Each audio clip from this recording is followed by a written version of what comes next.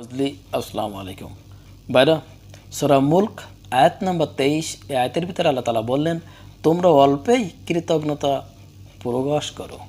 আল্লাহ তাআলা বললেন, আমি তোমাকে যে নিয়ামত দিয়েছি ওইটা তোমার পক্ষে সহজ, কিন্তু বর্তমান ক্ষেত্রে আমরা দেখা যায় যে আমরা অল্পতেই খুশি না। আমরা সবসময় এই দুনিয়াকে পাজা করে আঁকড়ে ধরতে চাই, যাতে এই দুনিয়াটা আমার একা হলে ভালো হয়। এইরকম একটা চিন্তাভাবনা আমাদের ভিতরে আছে। আমি কতটা নির্জলতা, কতটা অপমানিত,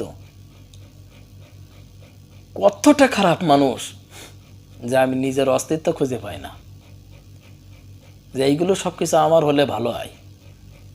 আমার ভিতরে এমনভাবে লোভ আছে, সে কথা ভাষায় প্রকাশ করা যায় না। কিন্তু যতটুকু প্রয়োজন ততটুকু আল্লাহ তাআলা আপনাকে দান করেছে।